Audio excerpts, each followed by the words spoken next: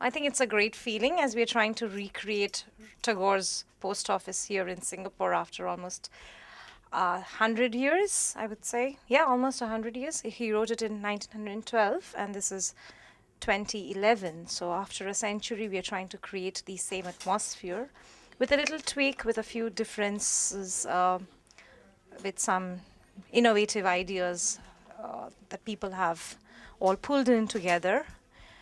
And it's a fantastic feeling to be part of this whole thing because of the kind of efforts that everyone has made. The children, the months of rehearsals, the backstage fun, the camaraderie between the artists. I think it's actually fantastic to be part of this team. Well, it's been a wonderful experience. It's the first time I've been on stage for quite a while.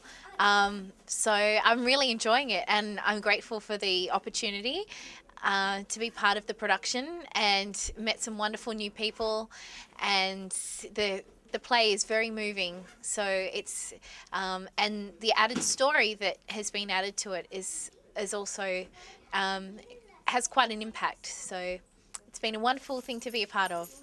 Hello, I had a lot of fun doing the post office. I met a lot of new people. The rehearsals were very, very fun. Being a part of a play where I don't see a lot of people like me, eating food that I never would have thought I would eat before,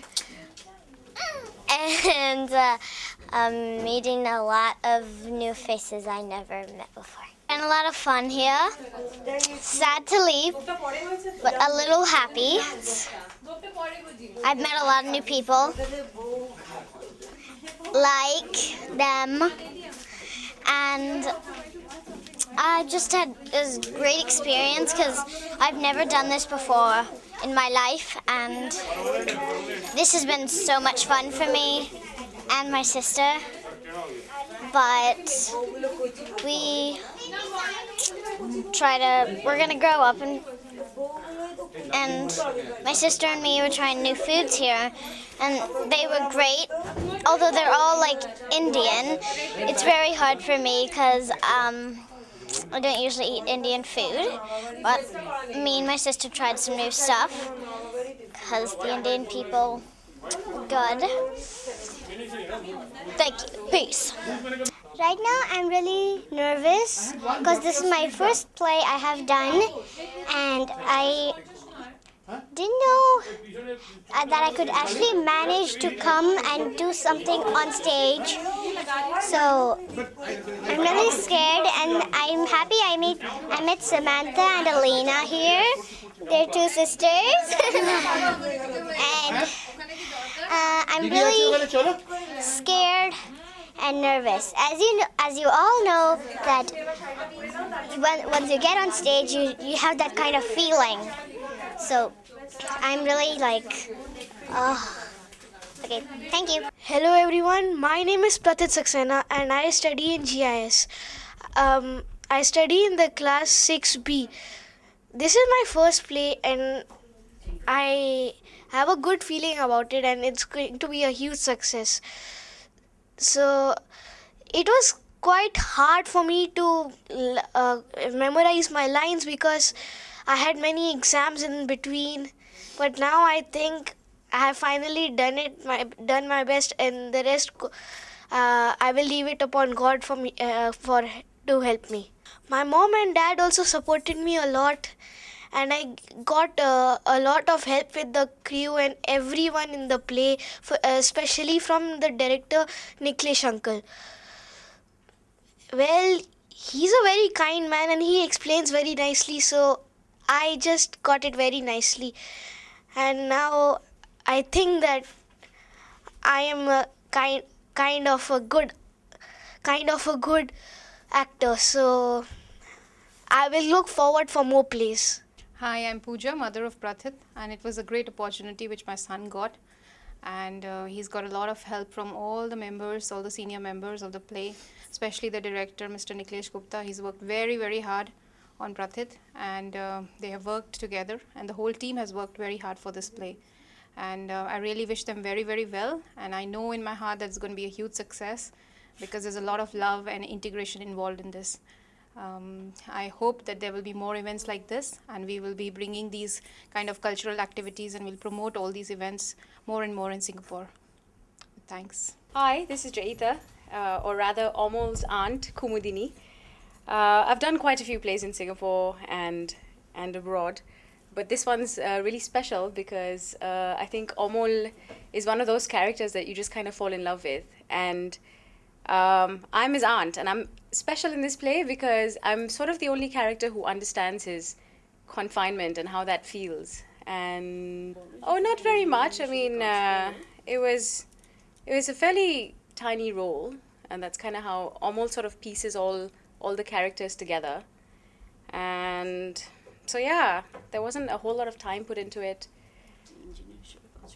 I am by profession, I do something very, very different from this. I am by profession a mechanical engineer, and I work in the oil and gas industry. Congratulations, Pramod. This is another side of you which I'm going to see today.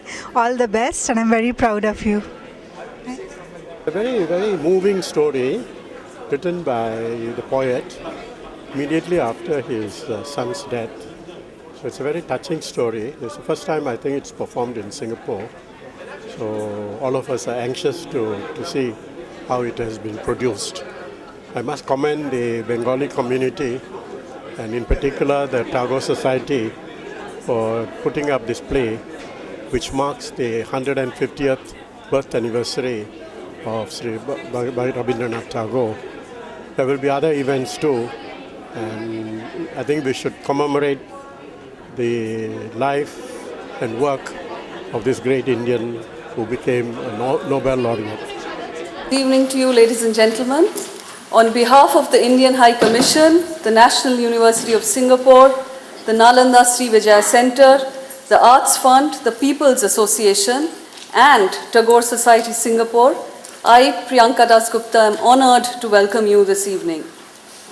Over the last few months, we have presented a variety of shows depicting Tagore's music, poetry, art, and so on. Tonight, as part of the ongoing 150th birthday celebration, we are very proud to present the play Dakghar. Regarded as one of Tagore's best creations, the play was translated into English by William Radich, the script of which will be used tonight. The story is about Omol, an 8-year-old boy who is terminally ill and confined indoors by the family physician. His only contact with the outside world is through his window.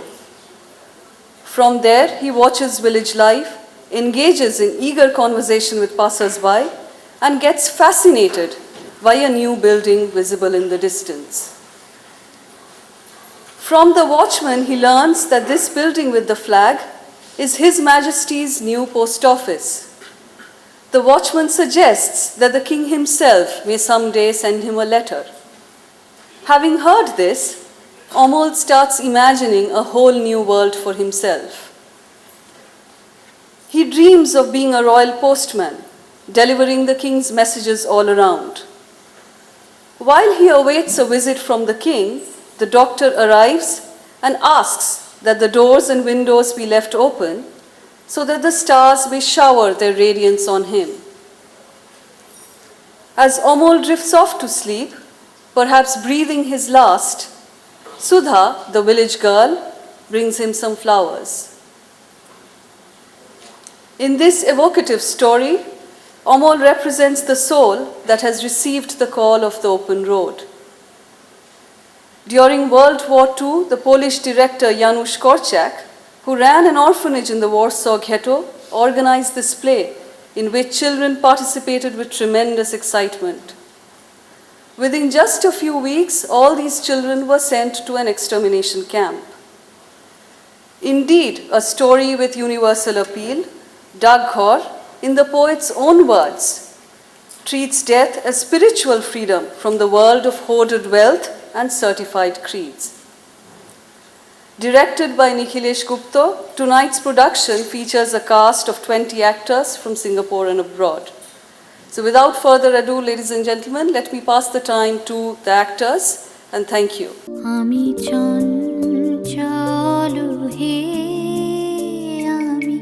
সুদূরে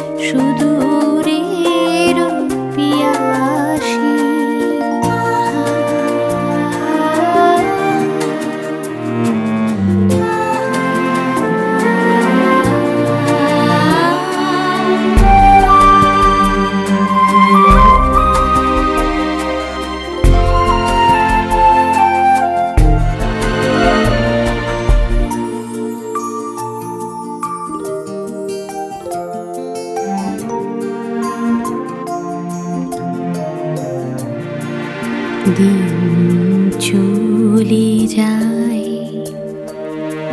আমি আনমনে তারি আশা চেয়ে থাকি বাতায়নে ওগো প্রাণে মনে আমি যে তাহার পরশ পাওয়ার প্রয়াসী আমি সুদূরের পিয়াসী ওগো সুদূর বিপুল সুদূর তুমি যে বাজাও ব্যাকুল বাঁশরি মোর ডানায় আছি এক ঠাঁই সে কথা যে যাই পাশরি আমি চঞ্চল হে আমি সুদূরের পিয়াসী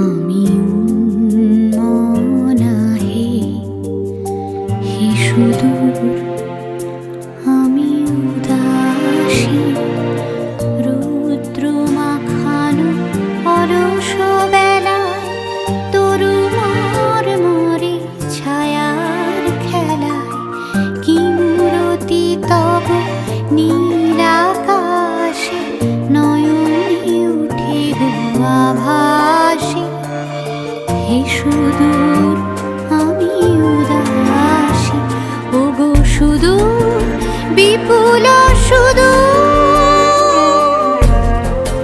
তুমি যে বাজাও ব্যাকুল বাঁশরি কক্ষে আমার রুদ্ধ দুয়ার সে কথা যে যাই পাশরি আমি চঞ্চল হে আমি সুদূরের পিয়াসী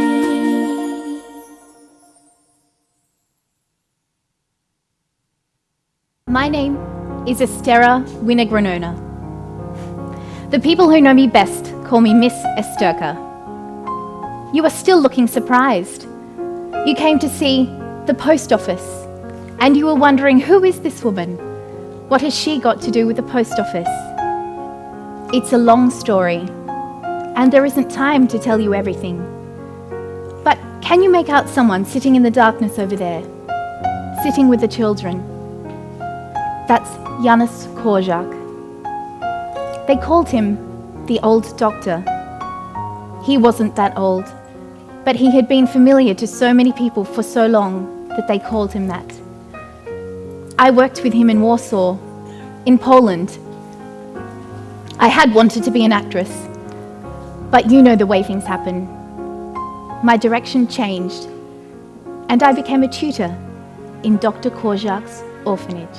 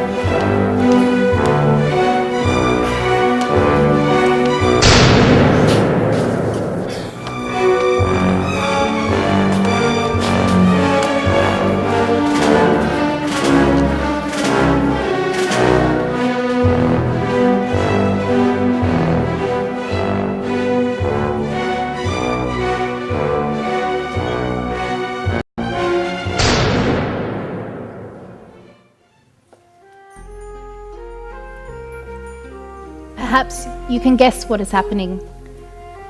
If not, imagine. There are forces beyond our control. We have been ordered out of our homes to go into the ghetto in Warsaw. Gates will be shut on us. Windows will be bricked up.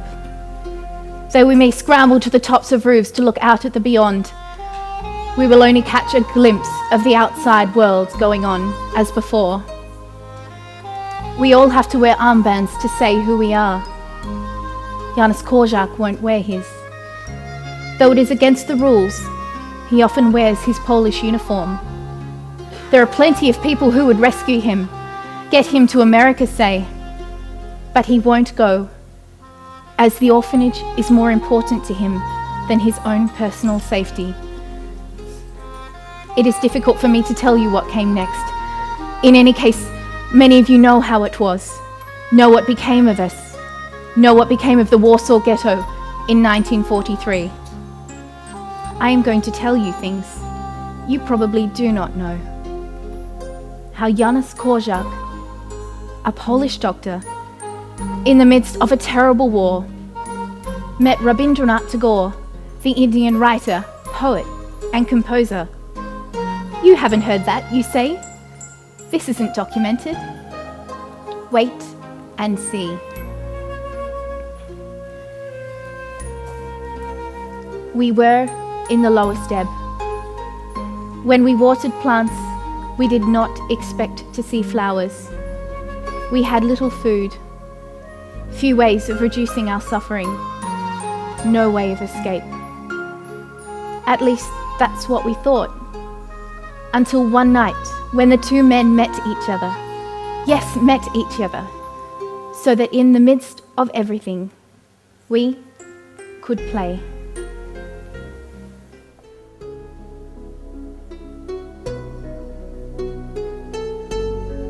I was simply lying on my bed when I fell into a deep, deep sleep. Once again, I was riding, swimming, running. I was carried away on wings. The way was even farther. I found myself in a far, far away land, unlike any place I'd ever seen before. I was on a wide road. I could see the sea. It was so very, very hot. Strangely attired people were walking all around. Some were in two-horse carriages, others up on elephants. What country could this be? India? Yes, India. Hot, old, and ancient country. Some say it's a wild country. Others disagree. They say, no, it's not so wild, just very, very different, which makes us curious. Then an old man with a long white beard, kind eyes, and a wise brow approached me. I think I had seen him before. Yes, we had met. I knew him. It was Rabindranath Tagore, the great poet and thinker who'd won a Nobel Prize. I was quite familiar with his philosophy. I'd read his articles in newspapers and magazines.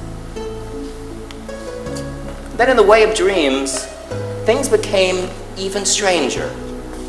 Rabindranath Tagore invited me to go to his school.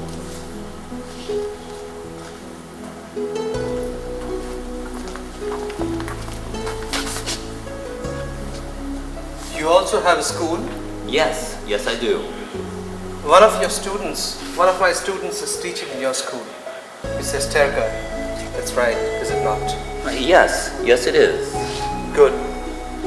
Now, if it is not too much bother, I will give you a small book for her. A post office has opened in our village, a nice new building. I write about it for my students, and if Mrs. Terka is willing, your students may perform it too, and I will come for the show. But that is impossible. You will not see me, but I will be there.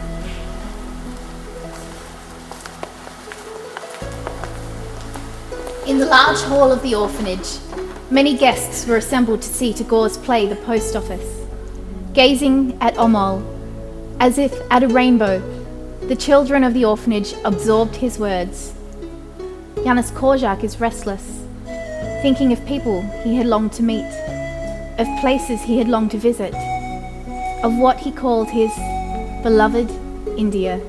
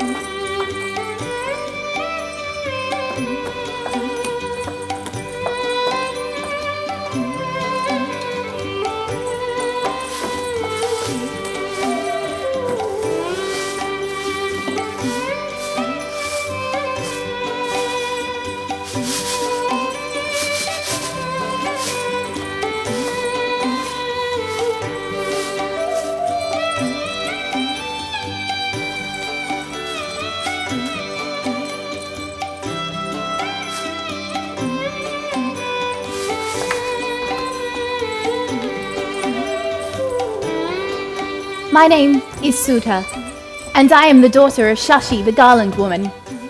I am going to tell you the story of Amol, the boy with a name that means pure or spotless.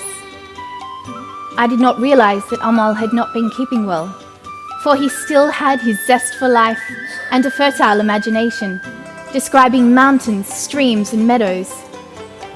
His innocence, his charming personality, and his intense longing for freedom brought us close together. But while I would have been happy to play indoors, Amol longed for the outside world and dreamed of what it would be like to be a squirrel, a curd seller, or a postman. He wished he could fly off into a faraway land. Let me break down the barriers of time to relive his story.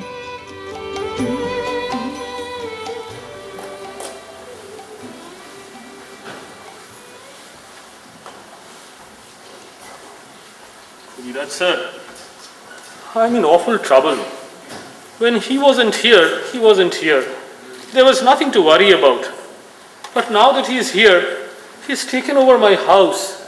And if I lose him, this wouldn't seem like my house anymore. Do you think he... If he is destined to live long, he will live long. But the Ayurveda says... You don't mean... And it says in the Shastras too. Poitikan Shonnipatajan Kafa Vata Shamudbhava. Stop. Please don't keep on sprouting slokas. They make me even more afraid.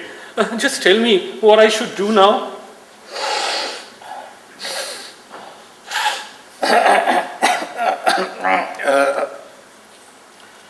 You must look after him very carefully. That's all very well, Govidat sir. But tell me how he should be looked after. As I said before, you must absolutely not allow him to go outside. But he's only a boy. Keeping him indoors day and night is terribly hard. There's nothing else for it. This autumn sun and the wind are both very bad for the boy. For as the Shastras say, Apashmare Jore Kashi Kamalayam Harimaki. Stop. Please don't. That's any more. So he has to be kept indoors. Is there no other way? Absolutely none. For Pavane, Tapane, Kalve. What use is your scriptures to me? I just want to know what to do. Your prescriptions are so harsh. The poor boy silently endures all the misery of his suffering. But it breaks my heart to see how he suffers when he takes your medicine. That is a mother's heart crying. But you must remember, the greater the suffering, the better the result. For, as the sage Javana has said, Bheshajam hitavakyam kartiktam asafalapradam. Goodbye for now, Dattamasha. I'll come and see you later. Goodbye.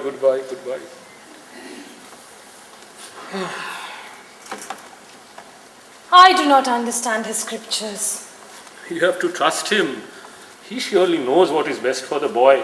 He's a scholar.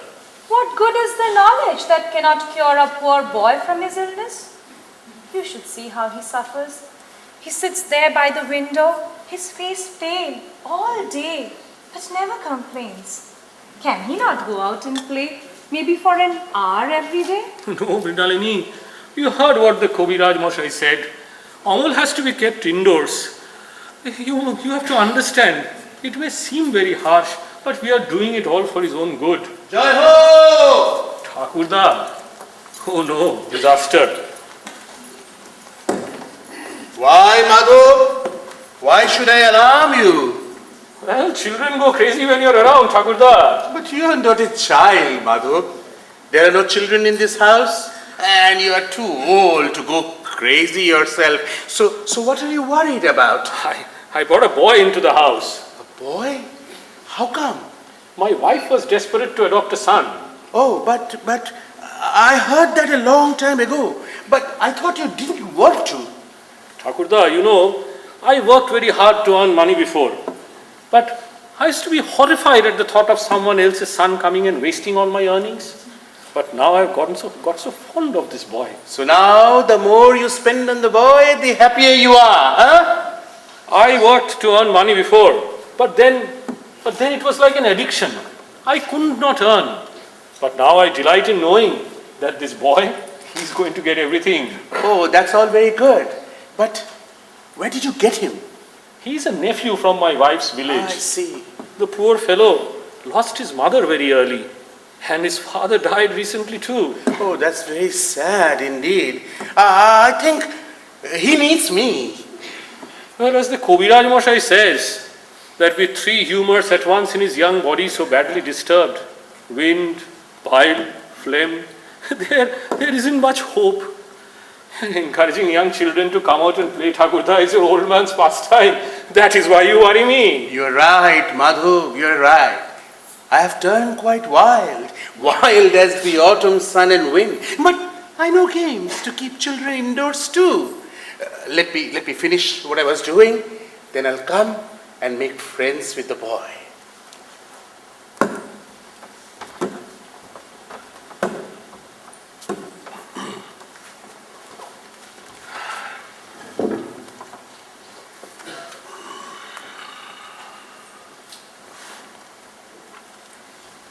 Uncle, What is it, Amol?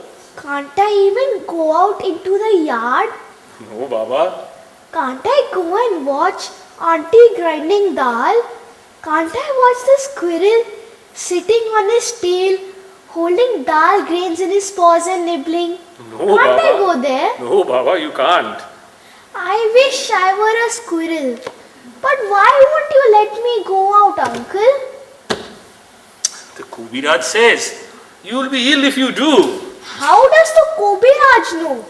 What do you mean, Amol? Of course the Kobiraj knows. Think of all the huge books he has read. Does he know everything because he has read books? Of course he does. Don't you know that? I haven't read anything, so I don't know. Just think, Amol. The great scholars are just like you. They never go out. They don't go out? No, when will they? They just sit and read books. They never look away from them. Amol, when you grow up, you'll be a great scholar too. You'll sit and read those huge books and you'll amaze everyone. No, Uncle, I beg you. I don't want to become a scholar. I don't want to become a scholar, Uncle. What do you mean, Amol? I should have loved to have been a scholar. I just want to see everything. I want to travel and see everything. Well, I never. See what? What is there to see? That distant mountain you can see from a window. I wish I could go beyond it. What crazy talk. No work, no studies, thinking only of crossing the distant mountain. Just think, Amol, when a mountain rises like a great wall, it means to go beyond it is forbidden. Otherwise, what use would be there for such a huge pile of stones? Do you think it's forbidden, Uncle? I have a strong feeling that because this earth cannot talk, it cries out by raising its hands up into the blue sky. like that. And those who sit far away alone by their windows at noon, they can hear that cry. Ask all his deaf uncle. They are certainly not as mad as you. They don't want to hear it. I saw someone yesterday, mad like me. Really? Who was he? He had a bamboo stick on his shoulder and a bundle tied to the end of the stick. He was carrying a water pot in his left hand and was wearing old pointed up slippers. He was taking that track towards the mountain. I called out and asked him, "Where are you going?" He said, "Who knows? Anywhere I come to." "Why?" I asked. "I'm looking for work," he said. "Tell me, uncle, does work have to be looked for?" Certainly it does. A lot of people go looking for work. I shall also look for work like them. And what if you don't find it? If I don't find it, I will go on looking. Well, will that man in the turned up slippers? He walked on. I stood by the door and watched him. Over there, where the stream flows under the fig tree, he put down his stick and slowly washed his feet in the stream. Then he tied up his bundle. Then he untied his bundle, took out some maize flour, mixed it with water and ate it. Then he tied up his bundle again and tucking up his dhoti, he just waded across the stream and just walked on. "Auntie, when I am well, I will also eat maize flour by the stream." Alright, first you get well, then I will take you to that stream and give you maize flour to eat. When shall I be well? It won't be long, Baba. Not long. As soon as I am well, I will go. But where do you want to go? I shall wade after curving stream and go. When everyone is resting indoors at noon, I shall just wander far in search of work. Alright, first you get well and then... Then please ask uncle not to tell me to become a scholar. Then what do you want to be, Baba? I can't quite remember now. I will tell you later. Well, that's all very well, but you must not go out and talk to strangers like that. But I love strangers. What if they took you away? That would be even better. But no one takes me away. Everyone just keeps me indoors. That is because they love you and they want you to get well soon. I have to go now. I've got some work to do, but remember now, Baba, you must not go out anywhere. I will not, but I will sit in this room by the street, uncle.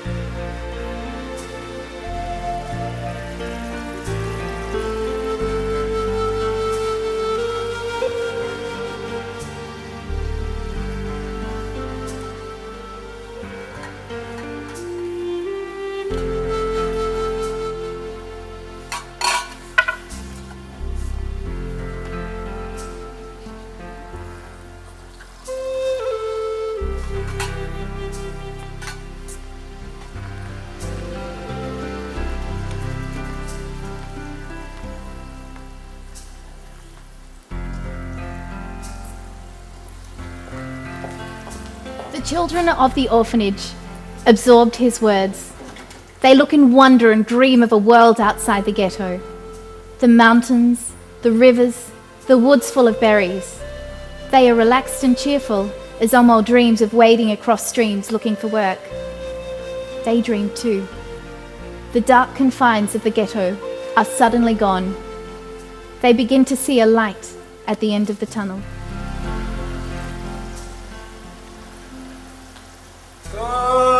Gods, fine gods. Godzilla? Gods. Oh, Godzilla! What is it? Do you want to buy some?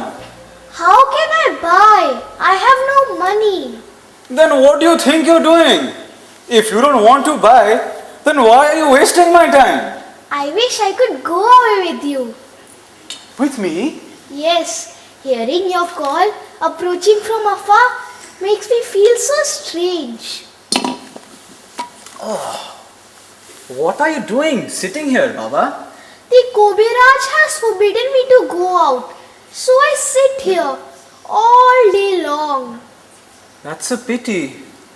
What's the matter with you, child? I don't know what's the matter.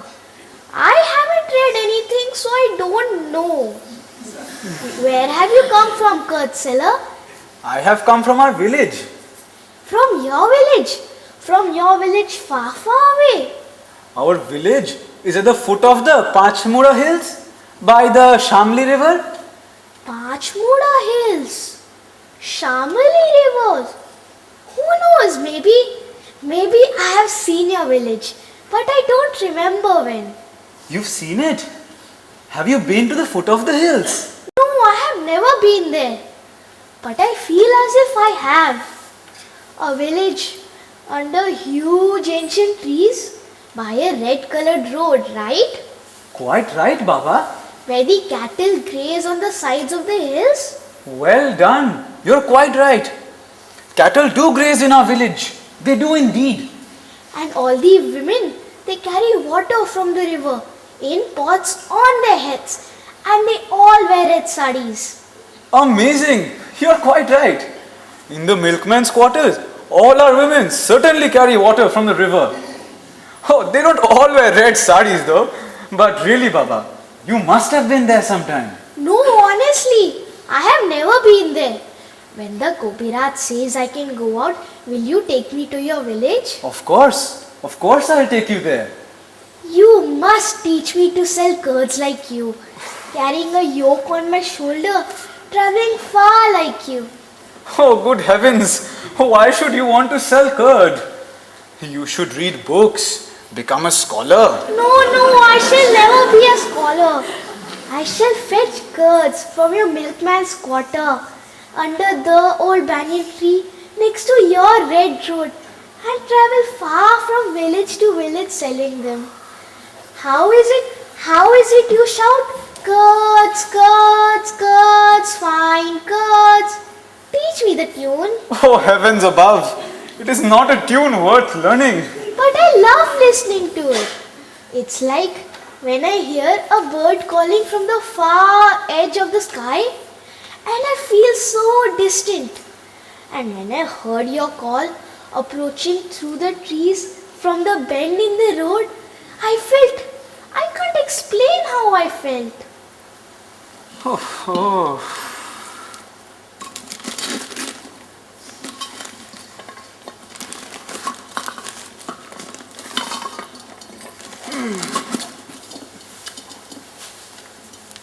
Here, have a pot of curd, Baba. I haven't any money. No. Don't talk about money. Have this pot of curd and I'll be happy. Have I made you very late? Not late at all, Baba. Not late at all. And it hasn't been a loss to me. I have learned from you what a pleasure it is to sell curd. Curds, curds, fine curds, curds, fine curds.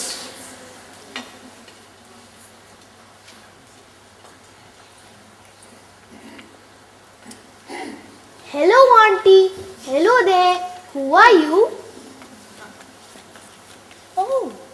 Hello, sweet one. My, what a lovely doe-eyed face at that window, is it not? What is your name? Amol. Amol. Pure indeed. A name as beautiful as is that face innocent. And who are you? Oh, me. Amol, who are you talking to? Oh, Kumudini, it's you. I'll be really glad if you came in. And Amol all the more so. Shall I, Didi? Just for a while though. This little boy is so adorable, I simply can't resist a conversation. I'll be really glad if you kept him some good company. Don't let me keep you though. Please carry on. I shall just sit here and acquaint myself with this little handsome. Would you like a glass of water? That's very kind of you, Didi. But please excuse me for today, won't you? I'm actually en route temple. And as you know, I have to be back home well on time before anyone in the family raises an eyebrow. Of course, I understand, Kumud. See you soon again. See you, Didi. So you are Auntie Kumudini. Where do you live? Yes, my dear. You can call me Auntie Kumud. I live nearby, not too far from here, Shona. Which house? Which house? Well, do you know the Rai Bahadur family? I have just been married to their eldest boy. Oh yes, I have heard of them but not met them. What's that big plate in your hands? Oh, this one. And what are those little things in the bowl? Oh, I love these, Shona. These here, these are made of coconut, while those white ones there, of sesame seeds. These are all homemade sweets, Amol. It's the best way to occupy my time when I'm not allowed to go out. So I just sit there and make all the sweets my mother used to make for me. I know. I shall bring an assortment for you the next time. Yes, Auntie. But if both of them are made of coconut, then why is one white and why is one red? Oh, look at you. Your curiosities know no bounds. Okay, Baba, I will tell you. Come sit here with me. They're quite the same, Shona. These here are made of jaggery, hence the color red. And those are simply sugar loaded, so no color. Anyway, you will see for yourself soon when you try some. But who are these for? I would especially want to try that one. Oh, this one. But they say offerings meant for God can't be shared with anyone before. But I wonder, what greater and purer joy for God and all His creation than a little boy's appreciation? No, no. Here you are, my child. A little token of plenty more to come. Thank you, Auntie. So will you stay and talk to me? Oh, I would love to, Amol, but I really have to be rushing to the temple now. It'll perhaps... No, no, Shona, don't be sad. Now that we're friends, how about I come see you tomorrow again? Okay, that should be fine. We shall chat. Here, have some shondesh too, though you're far more mishti yourself. Thank you, Auntie. Oh, careful. I love sweets. So will you visit me every day? Yes, my dear. Every day. I shall take this path to temple every day. I feel it was meant to be. Take care now. Be good. Bye, Shona.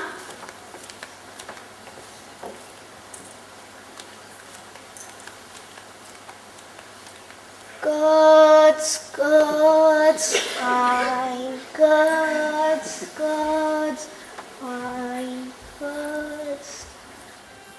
Gods, gods, gods, fine gods. Gods from the milkman's house by the Shamli River at the foot of the Pachmora Hills. Curds made in the evening by women who milk cows under trees at dawn. Curds, curds, curds, fine curds. Curds, curds, curds, fine curds. Curds, curds, curds, fine curds.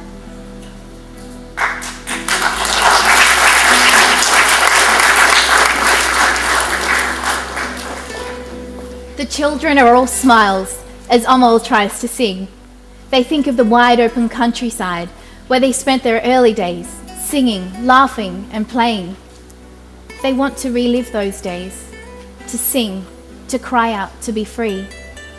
They wonder how to go from door to door, village to village, selling yogurt from an earthenware pot. They are excited by the thought. Will they be able to, someday?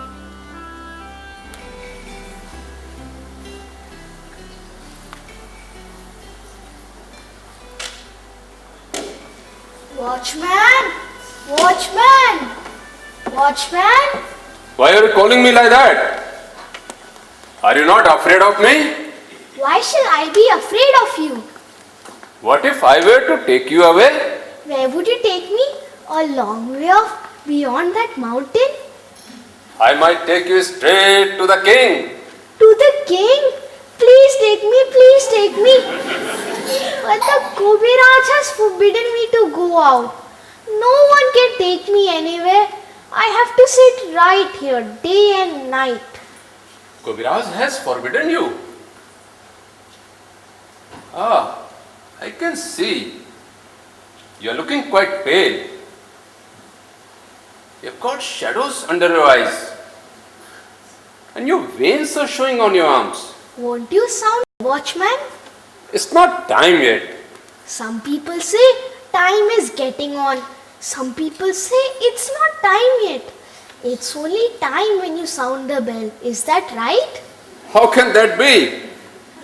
I sound the bell when it's time. I love your bell. I love listening to it. At midday, when everyone in a house has finished eating, when uncle goes off somewhere to work, when auntie falls asleep as she reads a Ramayana, and a little dog curls up in the shady corner of the yard with its nose resting on its tail, your bell rings then. Dong, dong, dong. Why does it ring? The bell tells everyone that time does not stop. It keeps on moving. Where does it go? To which country? No one knows that. Has no one been to that country?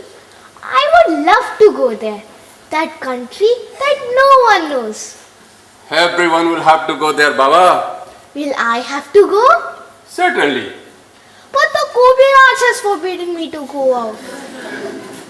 Perhaps someday Kobiraj himself will hold your hand and take you there. No, you don't understand. He just keeps me shut indoors all the time. He never lets me go out. In that case, a better Kobiraj than he will come and release you. When will the good Kobiraj come? It's dreadful having to sit here like this. You mustn't say that, Baba. No? All right. I shall sit here. I shall not move from where I have been told to sit. But when your bell rings dong, dong, dong, I feel so strange. Watchman. What is it, Baba? Over on the other side of the street, there's a flag flying above a big house. And people going in and out. What's happening? Oh, that's the new post office. Post office? Whose post office? The king's. Who else could it belong to? He is a funny boy. Do all the letters from the king come to the king's post office? Certainly. You will see. One day, a letter with your name on it will come. A letter with my name on it? But I'm just a boy. The king writes very, very small letters to boys. Fine. When shall I get the letter? How do you know he will write a letter to me? Otherwise, why will you open a post office right in front of your open window with such a big golden flag flying? I like this boy. Fine. If I get a letter, who will bring it? The king has lots of postmen. Haven't you seen them going about with round gold badges on their chest? No, No, but where do they go? From house to house, from land to land. These questions are so amusing. I shall be a royal postman when I grow up. Postman? It's a very important job. Rain or shine, rich or poor, going round all the houses, delivering letters. A grand job. Why are you laughing? I would like that job better than any other. No, but your work is very good too. At midday, when the sunlight shimmers, your bell rings dong, dong, dong. And at night, when I suddenly wake up in bed and find that the night lamp has gone out, your bell rings from somewhere in the darkness outside. Dong, dong, dong. Oh, help! Here comes the headman now. I'd better be off. If he sees me chatting to you, there will be trouble. Where's the headman? Where is he? Over there, quite a long way off, with a large umbrella over his head. Did the king make him the headman? Oh no, no. He appointed himself. Anyone who doesn't obey him gets so much stick all the time that everyone is scared of him. I will be leaving now. I'm neglecting my work. I'll come back again tomorrow morning and tell you everything that's happening in the town. If I could get letters from the king every day, that would be good. I would sit by this window and read them. But I can't read. Who will read those letters to me? Auntie reads the Ramayana. Will she be able to read the king's writing? If I can't find anyone, I will keep them until I'm grown up. But what if the postmen don't recognize me?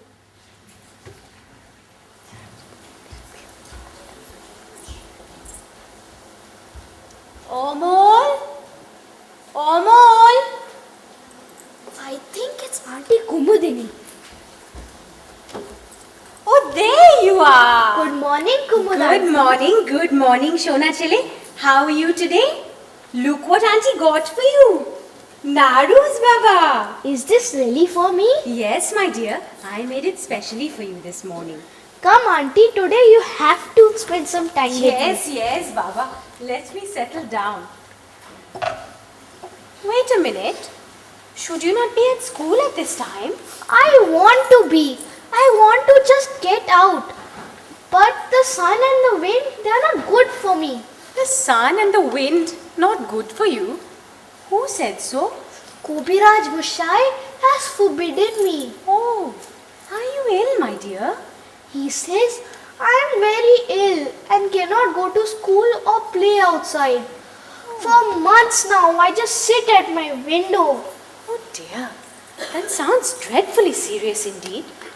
But what illness, which disease, that sustained confinement helps? After all, can an unhappy child truly be cured quicker?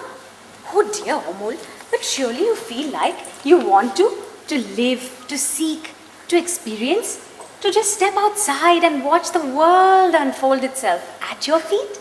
Don't you desire knowledge? Yes, Auntie, I want so much to learn about life, about that mountain where the curd seller lives, why the sky is blue, and what makes the clouds rain, how the birds fly, and if there's an old lady spinning a yarn within the moon. I want to know more about the world. I understand completely, Omul. You're quite the poet. Freedom had been my friend once. I had known freedom as a little girl in my village where I grew up. I would roam the orchards aimlessly, run down the fields of barley till my blood pounded through, gushing to my extremities.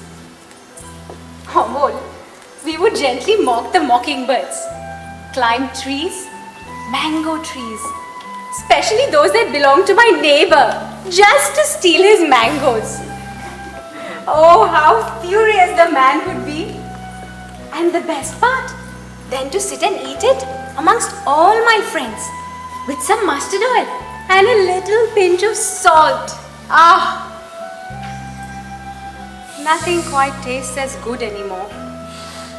Amol, during the monsoons, my girlfriends and I, we would sit by the Kopai river and we would make these beautiful paper boats and set them sailing to those far off destinations to seek the world. Do you still do such things? Will you teach me to make paper boats? Life was different then. Oh, Mole, married women are not supposed to behave in that way, you see. It is inappropriate for us to go anywhere unescorted, even within the premises of the village. Really, the only place I'm allowed to go once a day, and that too on my own, is to the temple. But why? Are you ill? Did Kobiraj Moshai prohibit you to go outdoors as well? Oh no, my dear. I'm afraid the social norms, the rules of this village, are but far more rigid and unforgiving than any of your Kobiraj Moshai's prescriptions. Well, you're still a child. When you grow up, Shona, then you'll know. Please tell me what you mean. I would love to, Amol. Believe me, I would love to stay and linger. But I have to be rushing to the temple now. Why do you go to the temple every day? Oh, what a question. To offer my prayers, of course. And sometimes to ask some favors too. Who else would pay a heed to my pains? Why, do you not go to temple? I have never been. But who listens to your prayers and grants you favors? The priest? The priest? No, no. It's only to Sheep Thakur I pray. He listens. He listens and grants me whatever I wish for. Will Shiv Thakur listen to me if I pray? He surely will. He will not say no to a little innocent one like you. So tell me, what would you ask for? That I should get well soon, to be able to go outdoors like all the others. Do I have to pray at the temple for Shiv Thakur to listen to my prayers? No, no, my dear. You can pray right here at home too. He understands all and he listened to all your prayers. But now I have to be rushing to the temple. Will you visit me again, Auntie? I love spending time with you. I love spending time with you too, Shona. I too have no friends, no companionship in my house either. I will surely come every day on my way to temple. But now you must be a good boy and listen to Kobiraj Moshai, okay? Don't you sit here at this window or that one and tire yourself all day. I shall pray for you, my child, that you get well soon. And someday we shall sail paper boats together. I promise. Bye.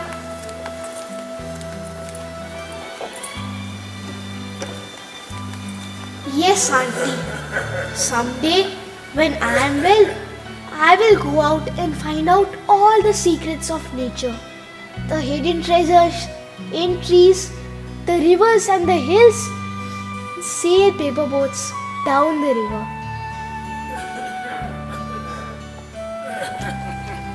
Headman!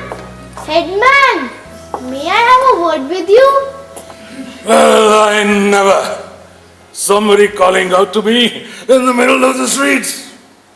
Who the devil is this? You are the headman. Everyone obeys you, right?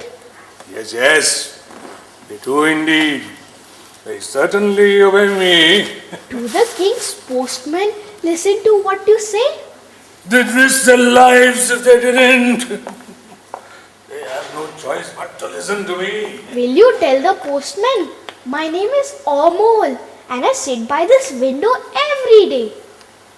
Well, you want me to tell them that? If a letter comes for me. A letter for you? Who would write a letter to you? If the king were to write to me. What a fine fellow! A letter for you from the king. Of course, you and the king are good friends. letter will soon come for you. Either today or maybe tomorrow. Headman sir, why are you talking like that to me? Are you angry with me? Not at all.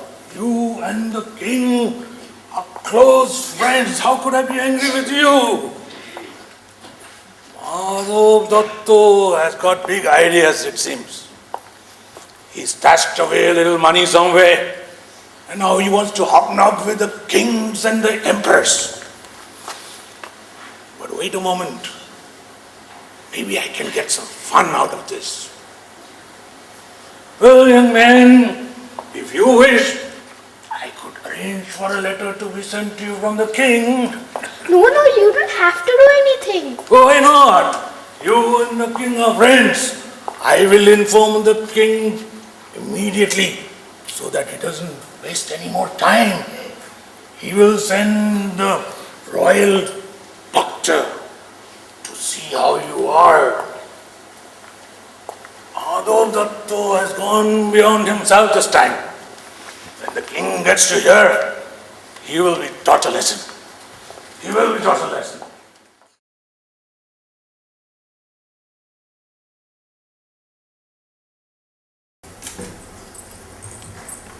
Who's that walking along jingling? Stop a minute, friend. I can't stop. I'm late. You don't want to stop, and I don't want to stay here either. You're as pale as a morning star. What's the matter with you? I don't know what's the matter. The Kobiraj has forbidden me to go out. Ah, then don't go out. You must do what the Kobiraj says. You must not be disobedient, or people will say, you're naughty. You're restless because you can see outside. I'd better shut that half of the door. No, don't shut it. Everything else is already shut here. Only this bit is open. Please tell me who you are. I don't know you. I'm Sudha. Sudha? Don't you know me? I'm the daughter of the garland woman here. What do you do? I fill my basket with flowers and make garlands. I'm on my way now to pick more flowers. To pick flowers? That's why your feet are so happy. Your ankles jingle as you walk along.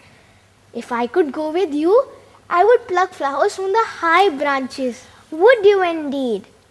So you know more about flowers than I do? I do, I really do. I know about the 7 Champa brothers.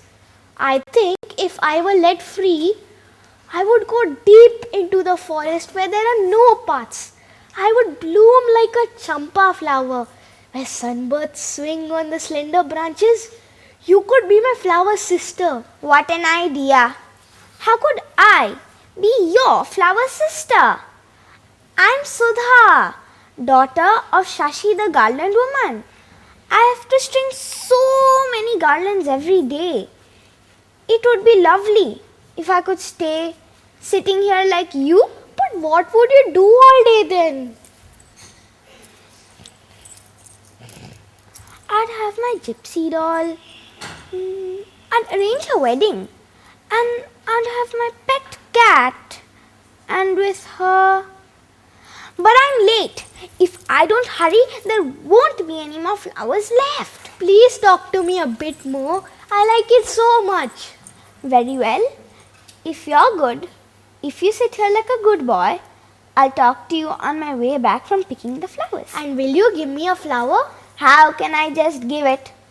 You'll have to pay for it. I will pay you when I am grown up. I will go and find work on the other side of the stream, then I will pay you. Very well. So, will you visit me again? Yes. You really will? Yes, really. You won't forget me. My name is Amol. Will you remember? I shan't forget. You will see. I'll remember.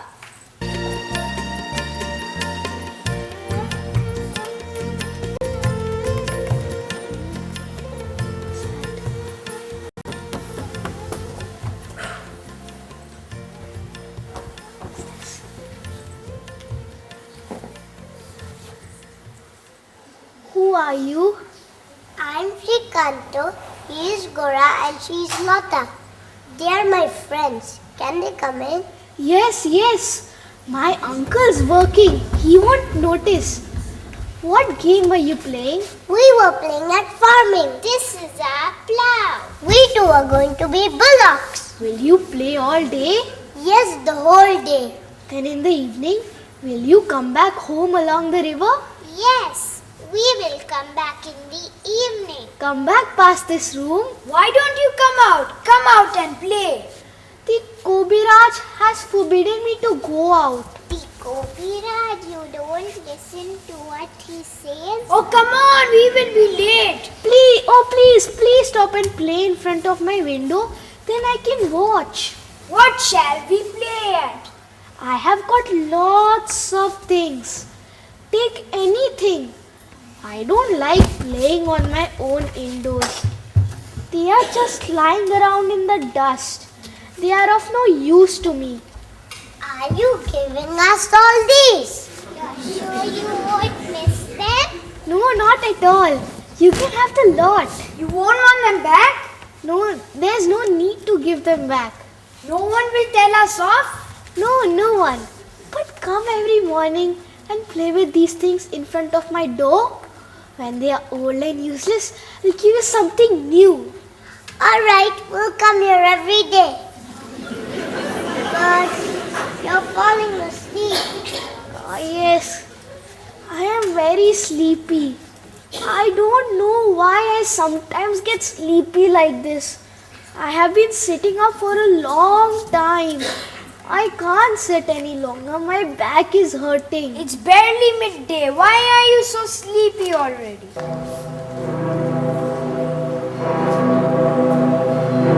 Listen. The midday bell is only just striking. Yes. Listen to it striking. Dong, dong, dong. It's telling me to sleep. Alright, we'll be off then. We'll come again tomorrow morning. Can I ask you one thing before you go? You are always outside. Do you know the postman in the king's post office? Yes, of course we do. We know them well. Well, who are they? What are their names? One is called Badol. Another is called Sharot, and there are lots more. If letters come for me, will the postman find me? Why shouldn't they?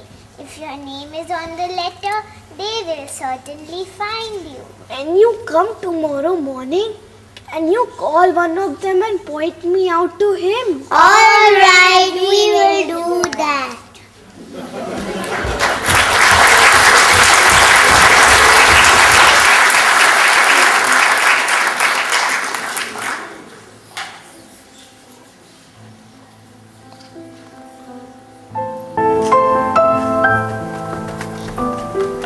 And to bed. He is not even allowed up to the sitting room for short periods. The children wonder why. They do not realize that his condition has deteriorated. They think of the toys in their knapsacks and play silently in the night. They do not realize that freedom is within reach, not far away.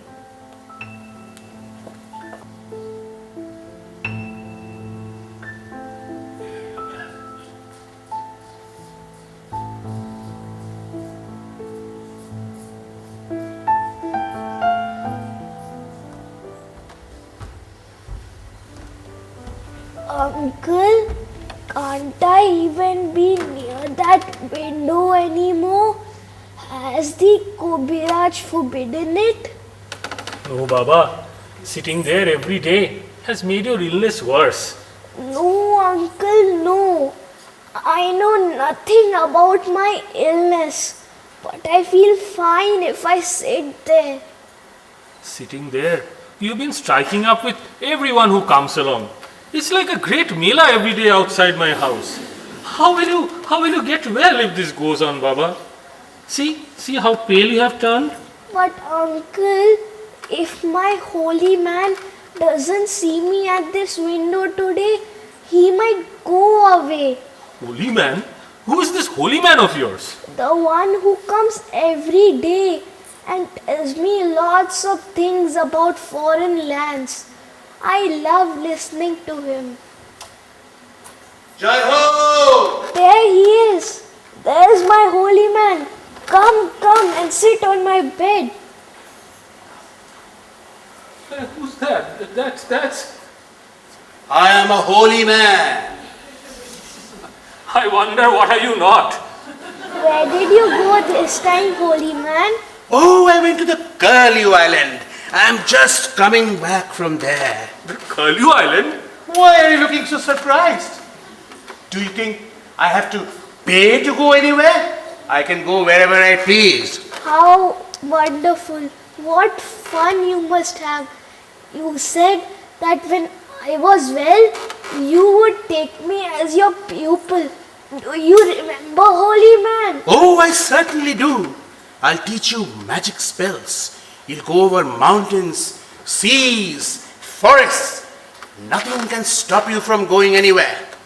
What nonsense you're talking, both of you. Pamul Baba, I'm not afraid of mountains, seas, forests. But if that Kobiraj of yours turns up again with your uncle, my magic spells will be done for. No, uncle. Don't say anything to the Kobiraj. I will rest right here. I shall not move. But as soon as I am well, I will use the holy man's spells to go away. Over mountains, rivers, forests. Nothing will stop me. No, Baba. Please don't talk of all this going away. It makes me feel very miserable. Tell me, holy man, what sort of island is this Curlew Island? Oh, it's an amazing place. It's a land of birds. There are no people there. They don't walk or talk. They sing and fly. How wonderful. Beside the sea. Oh, right beside the sea. And is there a blue-colored mountain there? Hey, that's exactly the place where the birds build their nests. In the evening, when the light of the evening sun falls on the mountains and flocks of green-colored birds make their way to their nests, the color of the sky, the color of the birds and the color of the mountains, they look so beautiful together. Is there a stream on the mountain? A stream? Of course there is a stream. How can there not be a stream? Trickling down like molten diamonds. How it dances, rattling the pebbles as it flows, bubbling, purling, leaping into the sea. Not even the father of a Kobiraj can stop it for a second. Pamul Baba, if I weren't a worthless human, banned by the birds from their company, I'll build my house near the stream, near those thousands of nests, and spend my day watching the waves of the sea. If I were a bird, then... Oh, there'll be trouble. I heard that you told the curd seller that you're going to sell curds when you grow up. But there'll be no market for curds among the birds. You'll probably make a loss. Please, I can't take any more of this. You two are set upon driving me crazy. I'm off. Uncle, has my curd seller been and gone? Too right he has. If you were to fly off to your Curlew Island nest with a bundle like your fancy holy man, he would starve. He has kept a pot of curds for you. He said his niece is getting married in the village, so he has a lot of work to do. He's gone to Kolmipara to hire a flute player. But he said he will marry me to his young niece. Oh, that's awkward. He said she would make a gorgeous wife. Jewel in her nose, red striped sari. In the morning, she will milk a black cow with her own hands and bring me foaming milk in a new earthenware pot. Then in the evening, she will light a lamp in the cow byre and tell me the stories of the 7 Champa brothers. Perfect wife. I'm supposed to be a holy man. Even I would be glad of her. But don't worry, Baba. Let her get married today. I promise you as a holy man, There'll be no shortage of nieces in his family if you need one. Please, this is too much. My uncle's gone now, holy man. Tell me in my ear, has a letter for me from the king arrived at the post office? A letter? Yes, yes. I heard. A letter has been posted. It's on its way now. On its way? By which way? By that road through the deep forest? That road that can be seen from afar when the sky is clear after rain?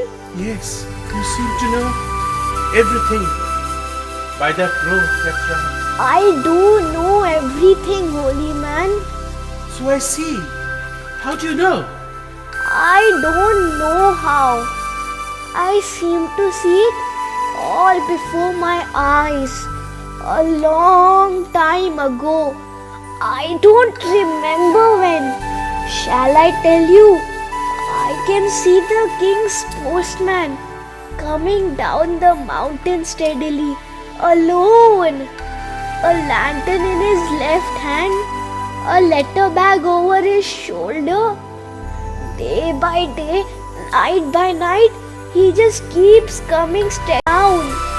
Then when the stream gives out at the foot of the mountain, he takes that path along the winding river. Then a narrow path through a millet field beside the river. Then a sugarcane field with a high ridge along its edge. He walks along the high ridge, keeps on walking steadily alone, day and night. Grasshoppers chirping in the fields.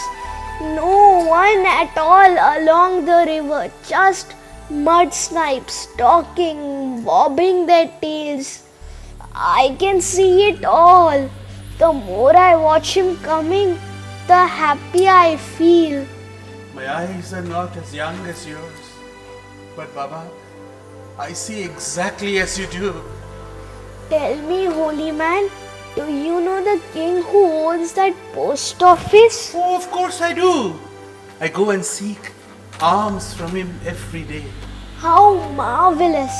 When I will also go and ask him for alms. I will be able to, won't I? You don't have to beg for alms from him, Baba. He'll give it to you without being asked. No. I shall stand by the side of the road next to his gate and cheer and ask him for alms.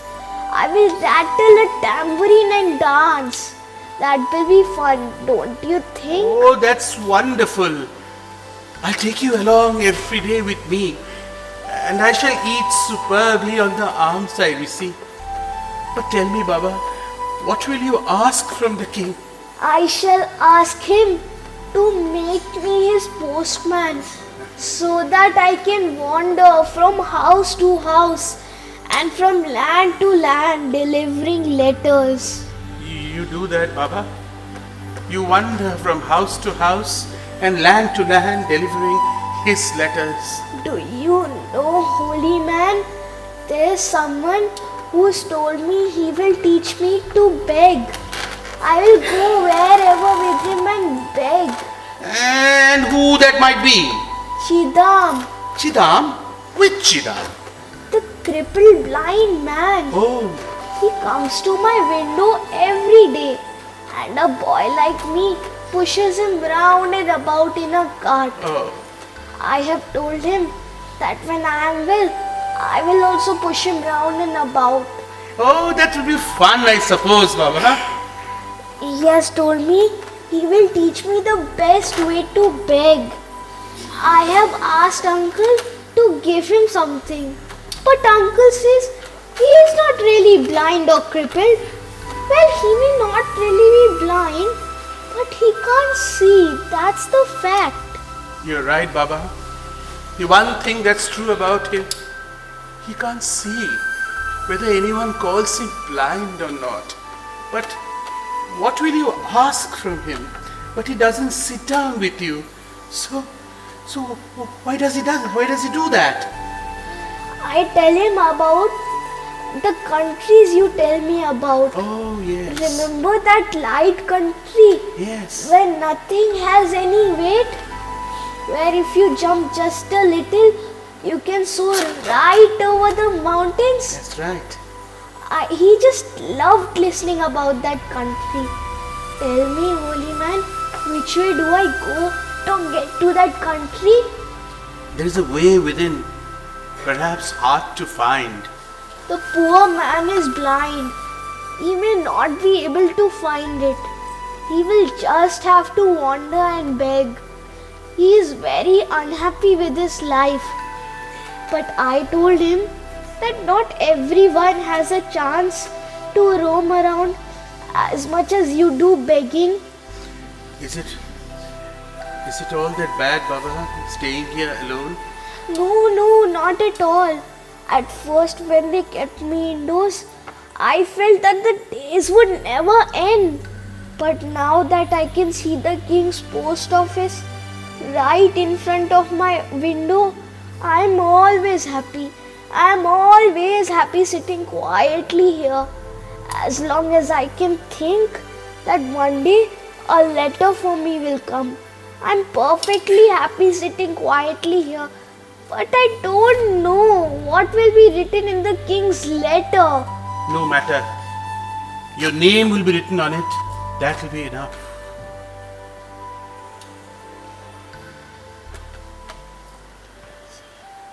What trouble you have caused, both of you? Why? I've heard you're putting it about that the king set up this post office simply because he wants to write letters to you. So what? Our headman, Ponchanon, he has been writing letters anonymously to the king about it. Do we not know that all gossip reaches the king? Then why can't you be a bit more careful? Why do you have to talk all this nonsense about kings and emperors? You'll put me in real trouble. Will the king be angry, holy man? Angry? What an idea. Why should he be angry? What good will it do to his royal authority to be angry with a holy man like me and a little boy like you? Holy man, there has been a darkness in my eyes every now and then since morning, as if everything is a dream. I want to sit absolutely still. I don't want to talk anymore. Won't the king's letter come? What if this room suddenly disappeared? What if? It will come. As a holy man, I promise it will come.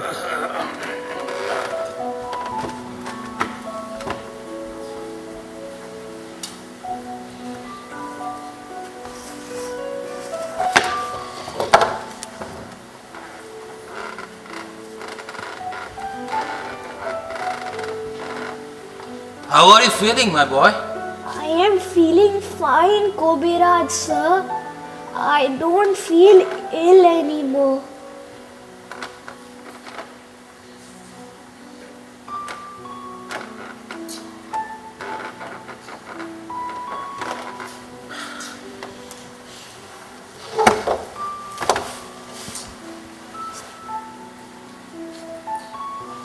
That smile didn't look good to me at all.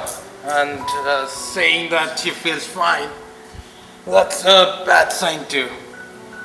As Chakradhar Datta says... Please, Kobiraj sir, leave whatever he says. Tell me what needs to be done now.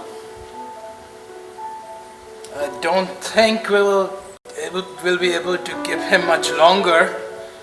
I warned you not to let him out. But I'm afraid the outside air must have caught him. No, Kobiraj sir. I've kept the door and windows shut all the time. I've not let Amol out. He's been inside all the time. But a real wind has got up today. When I came in through the door, I saw it blowing and howling through your outer door. That's not at all good. You should keep that door closed. Anybody who has to come in or out should use the back door. And this window, it should be closed too. The evening sunlight is falling on the boy. That will keep him awake. Amol's eyes are closed. I think he's asleep. When I look at his face, I feel as if Kovirat sir, he wasn't my own, but I brought him into the house. I grew to love him, but it seems I shall not be able to keep him.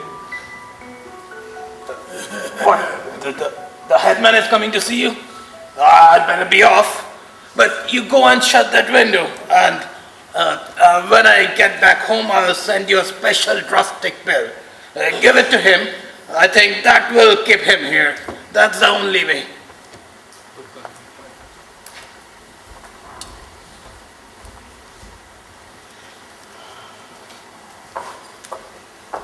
Hello, young man.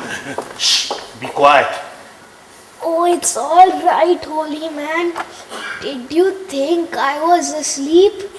I wasn't asleep. I seem to hear things from a long way off.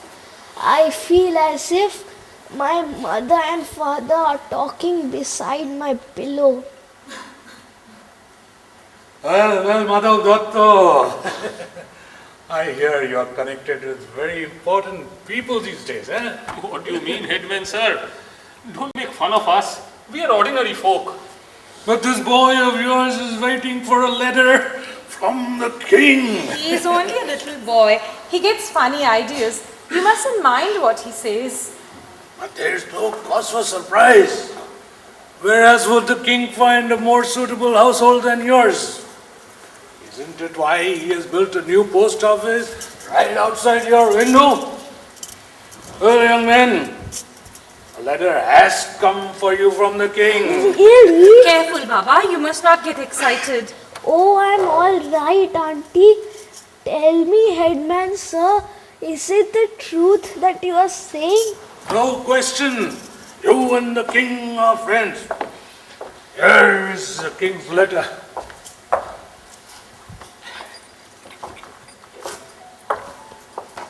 Don't mock me. Holy man, is this really the king's letter? Yes, as a holy man, I promise. This is his letter. But I can't see anything on it. My eyes have gone all blank today. Headman sir, please tell me what the letter says. The king writes, Dear Amol, I will be coming to your house in a day or two. Keep a meal of moody murki ready for me. I am fed up of the palace food. Headman sir, I implore you, don't make jokes on us. Jokes? What jokes? He dare not make jokes. Thakurda, you gone mad too? Yes, I have gone mad. That's why I can see writing on this blank sheet of paper.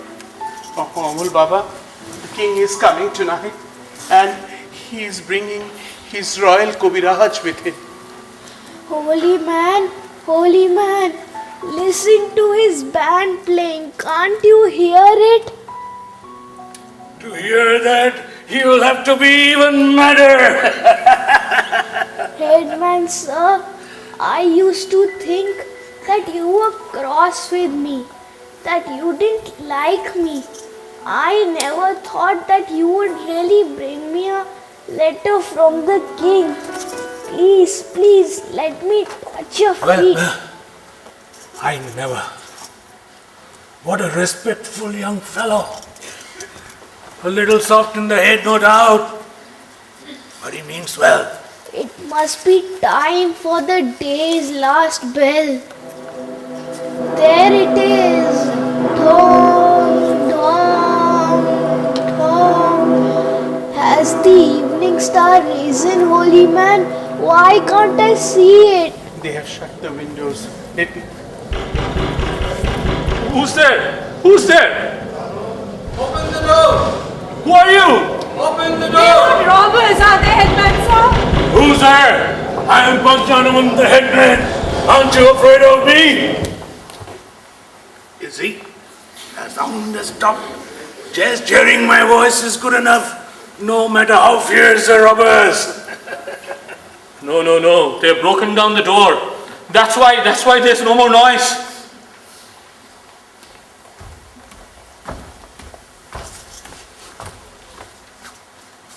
The king will arrive tonight. Disaster! How late tonight, messenger? How late?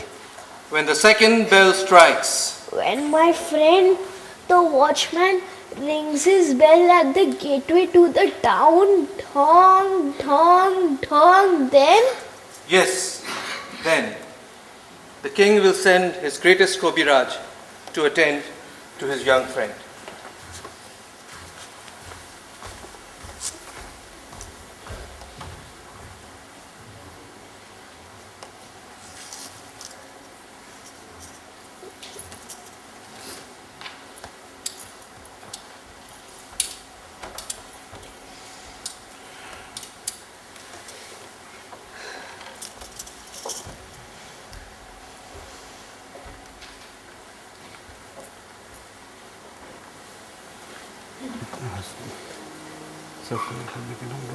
Is Omul not at home today? I don't see him sitting at the window. Didi? Didi? Is everything alright?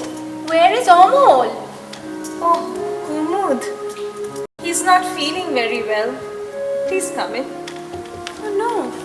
What's wrong with the poor child? Has he been regular with Kobiraj Moshai's prescriptions? Well, why has he gotten worse then? What are the new symptoms? Have you tried home remedies? They work wonders sometimes. Oh, why are there so many people here, Didi? We are doing all that we can, Kumud. But I think his time has come. I'm losing him. You know how I wanted a son?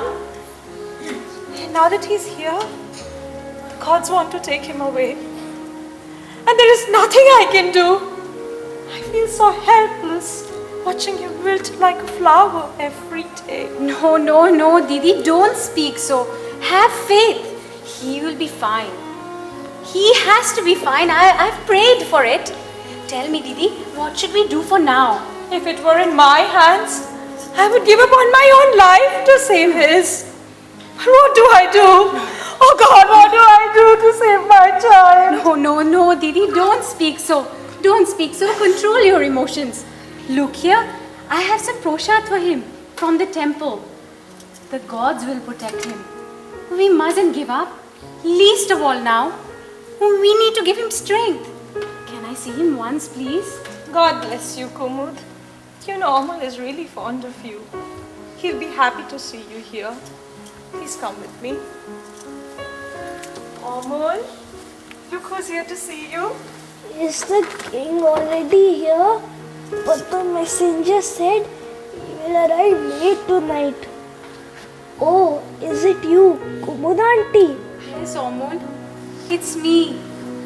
I have missed you the last few days. So much. You always sit by the window, smiling at the world. And here you are, in bed, so frail. It's breaking my heart. Omul, look what I have for you, Shona. The paper sailboat. Remember? We shall play with it soon. Very soon. Oh, I really like it. It's the boat for my dreams. It will sail far, far out. Yes, Baba. But we have to wait the monsoons. And by then, you will be in pink of health. Yes, auntie. Do you know the king is coming to see me? Is he? How pleased he will be to meet a little wonder like you. Do you think he will like me? There is so much for me to ask him. Have you ever met the king before? No, I have not, Omul. He just said he saves personal visits for special occasions. And some really special people, like you, Shona. Why don't you stay, auntie? Perhaps you can meet the king too. Your auntie can't stay for so long. Don't you remember what the messenger had said? The king would arrive late tonight. Now you must rest, Baba. You must relax. So, Auntie, I will see you soon. Yes, Baba. Soon. Very soon.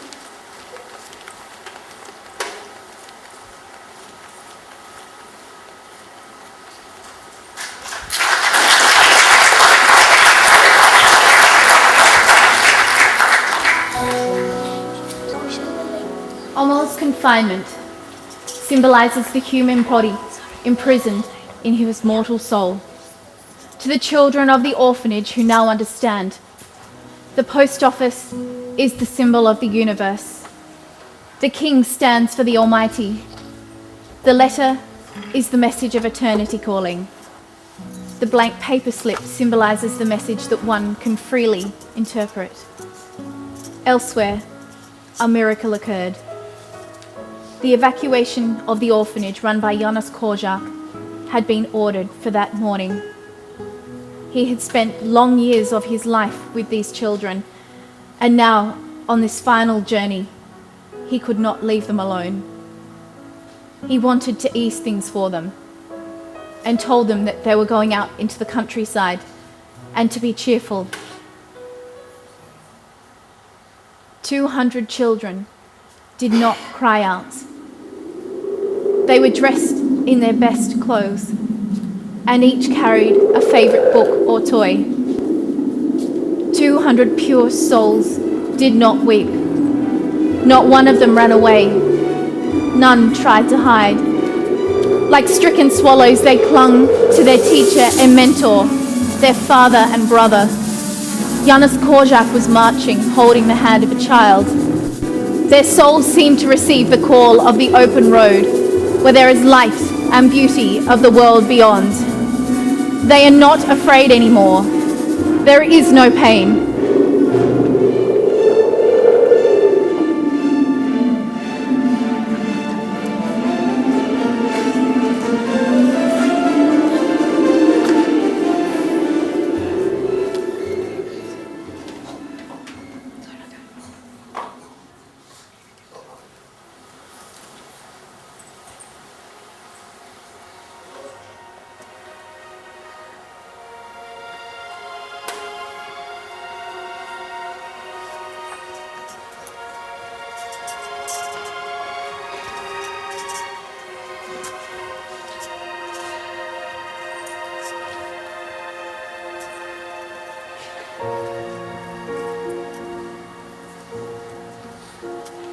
What's this? Everything closed all about. Open up, open up. Open the doors and open the windows.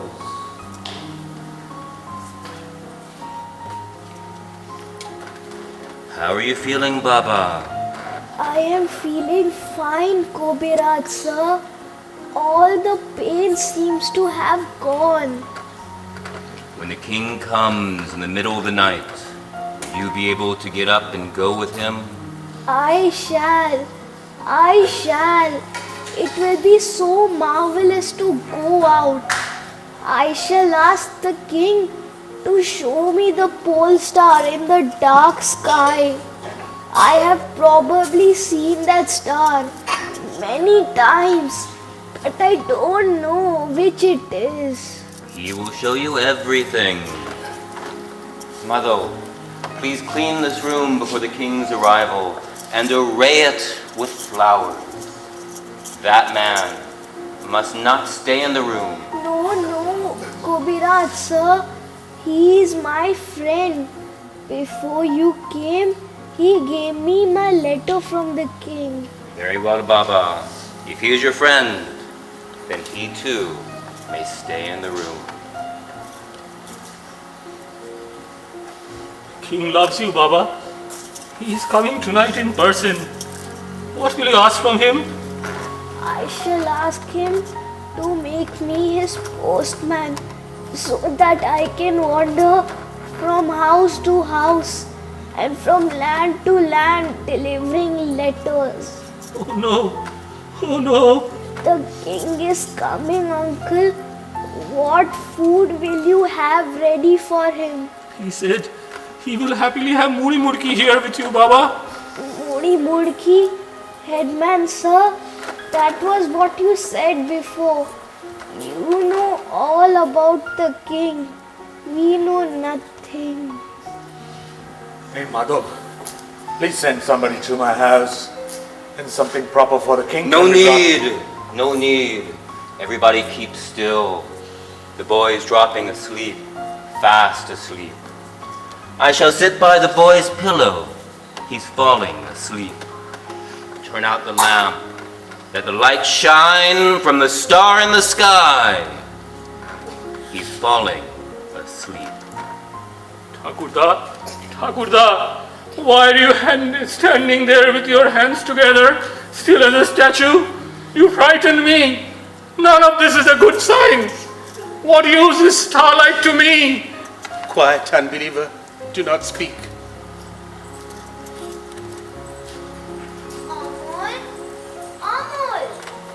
Amol? He's asleep. But I brought flowers for him. Can't I give them to him? Very well. You may give him the flowers.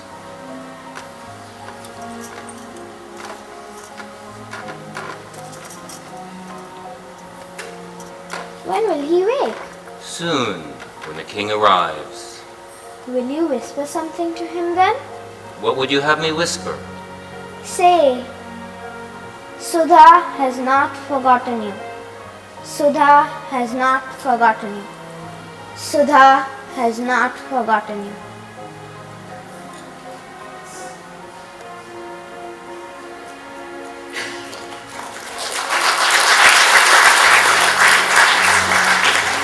That was the story of Amol, my friend and companion, who was as good as his name symbolized.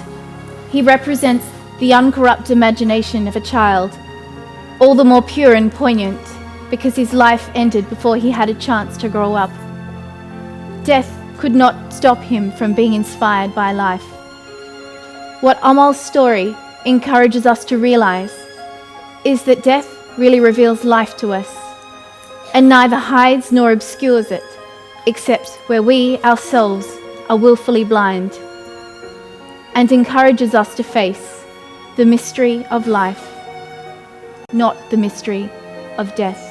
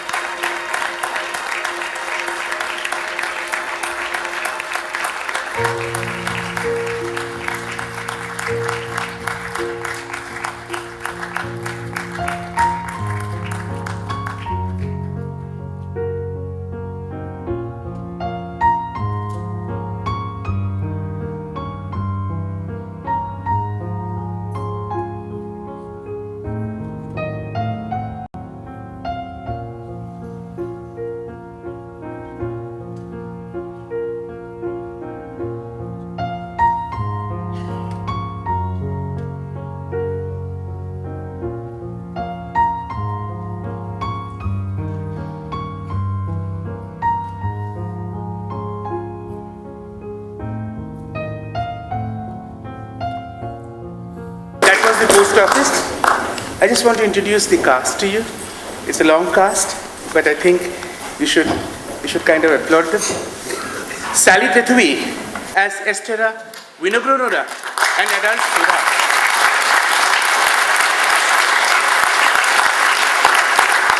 Michael Smito as Janusz Korczak and the Royal Kobiraj.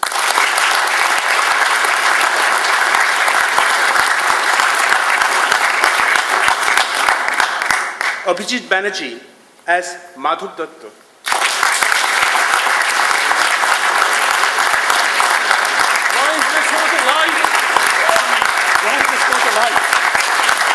Shurish Dev Sharma as Rabindranath Tagore and Messenger.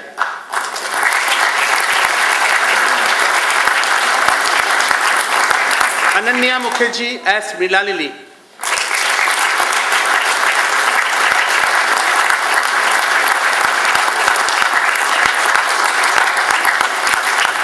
Debanjan Bagchi as Koviraj.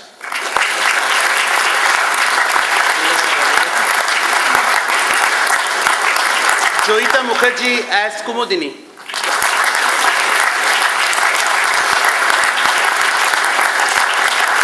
Arnav Ghosh as Kurt Sela.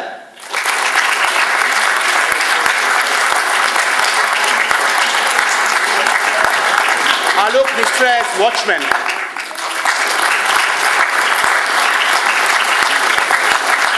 Pramod Gopalan as the Headman. Who the devil is calling me in the middle of the stage? Sriyan Mullik as Gora and Amol's image searching for work.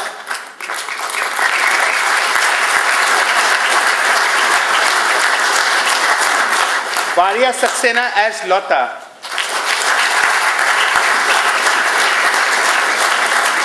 Shaptoshi Ganguly as Srikanto and Amol's image as Katsela.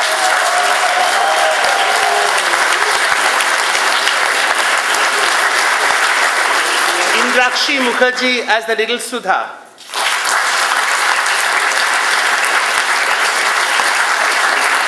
Samantha Police, Elena Police, Ananya Bhushan Kaushik and Rinchen Balvalli as the ghetto children.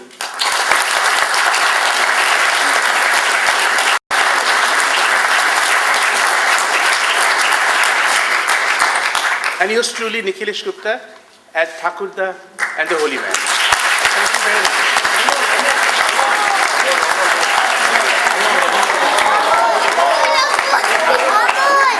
Amol has been led by the angel. Amol, Prateek Saxena as Amol.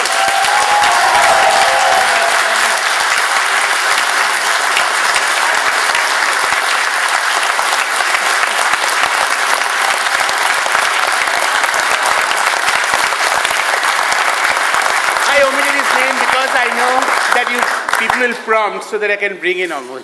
Thank you very much. Thank you very much and good night.